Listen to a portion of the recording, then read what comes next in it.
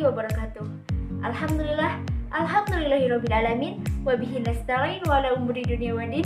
Wassalatu wassalamu ala asrofil anbiya'i wal mursalin wa ala alihi wa sahbihi ajmain, amma ba'd.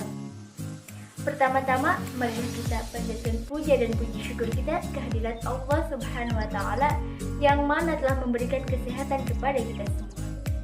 Dan tak lupa pula, salawat serta salam semoga tetap tercurah limpahkan kepada junjungan kita, Nabiyana wa Habibana Muhammad Sallallahu Alaihi Wasallam.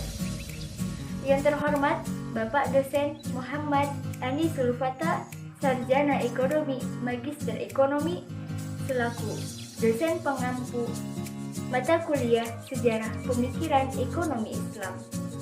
Dan yang terhormat, untuk teman-temanku kelas Perbankan Syariah C, Fakultas Syariah Ekonomi Islam, IAIN Syekh Nurjati Cirebon. Dalam video kali ini saya tidak sendiri. Saya bersama teman-teman dari kelompok 1 yang mana akan menjelaskan materi tentang pengantar sejarah pemikiran ekonomi Islam. Sebelum lanjut ke materi, perkenalkan, nama saya Nurlari Mirina Sari. Di sini saya sebagai moderator yang mana akan membacakan kegiatan pada video kali ini. Untuk yang pertama yaitu pembukaan, yang kedua yaitu adalah pengenalan anggota kelompok, yang ketiga penyampaian materi, dan yang terakhir adalah penutup. Untuk mempersingkat waktu, marilah kita buka kegiatan dalam video kali ini dengan membacakan basmalah. Bismillahirrahmanirrahim. Selanjutnya yaitu adalah pengenalan anggota kelompok.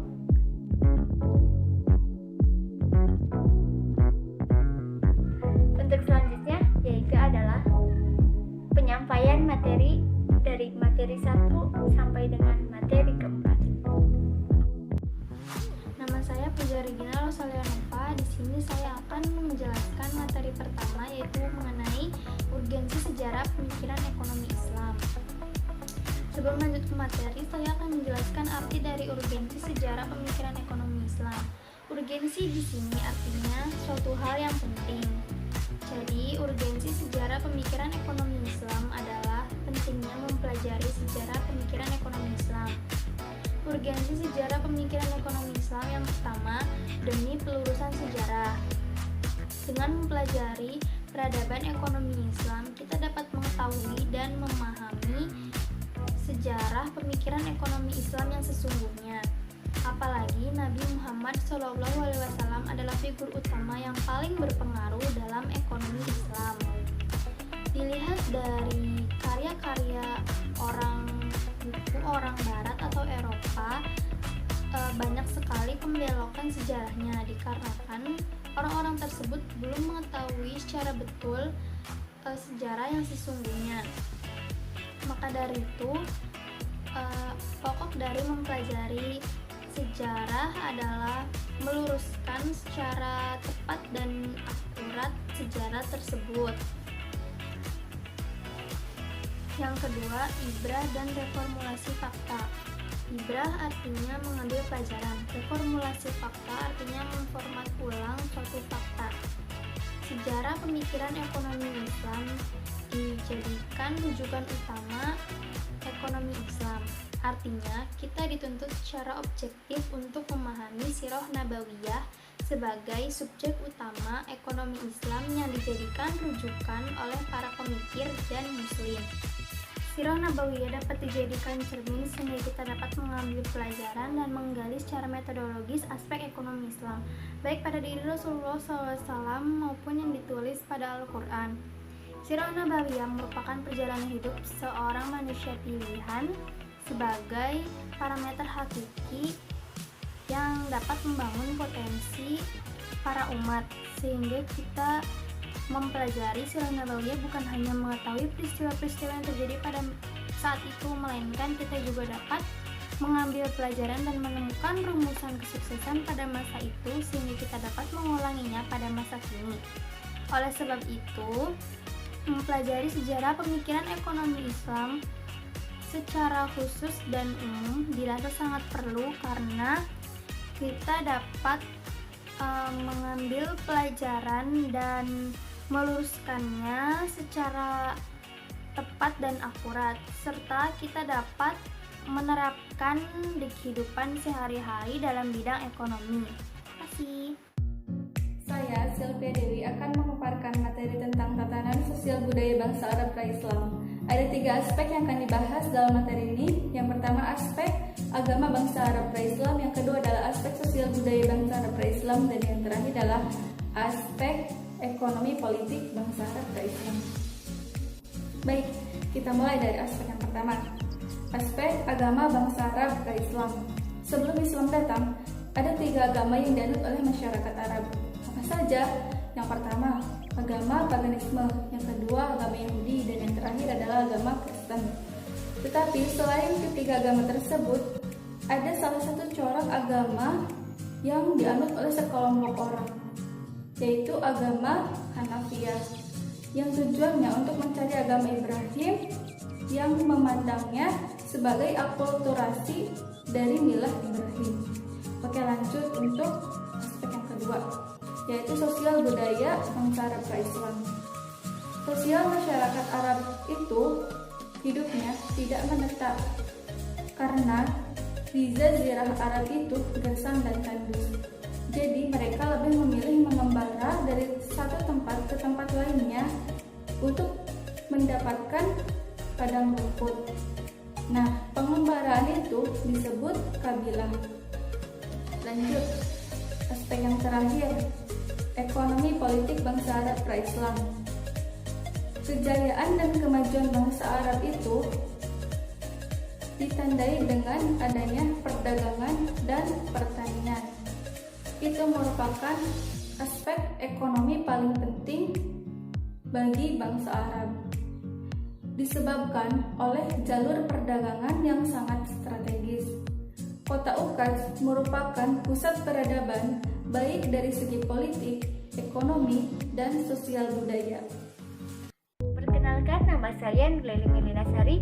Di sini saya akan menjelaskan materi tentang potret Pranata Ekonomi Bangsa Arab. Ilmu ekonomi ini memang baru muncul pada tahun 1970-an. Tetapi apakah ada yang tahu? Ternyata pemikiran tentang ekonomi Islam sudah muncul lebih dahulu sejak 1000 tahun lalu.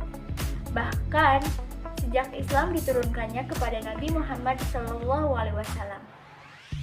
Perekonomian ini yang sangat berkembang di Arab pra-Islam yaitu adalah pertanian dan perdagangan.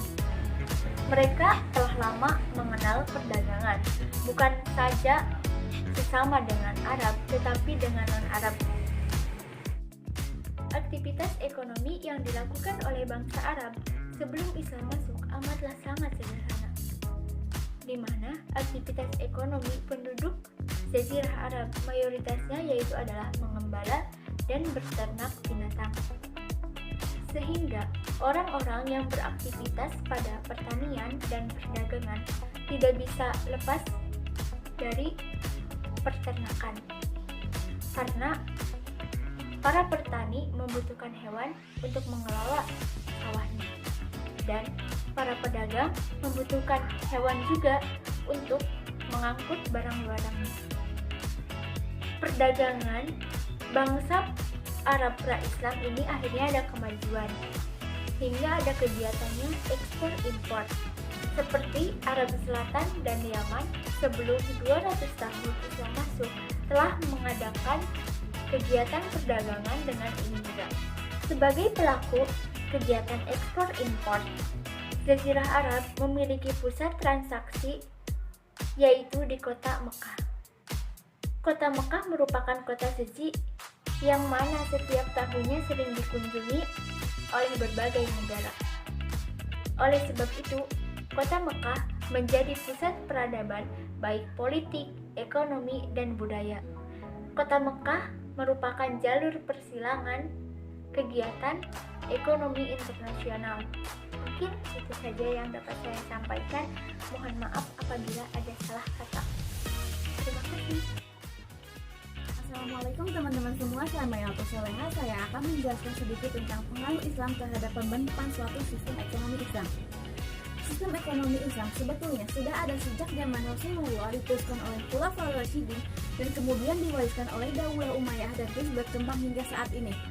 Pada dasarnya, sistem ekonomi Islam dipengaruhi oleh adat istiadat bangsa Arab yang gemar berdagang, dan sistem ekonomi Islam juga harus dipengaruhi oleh nilai-nilai ekonomi Islam.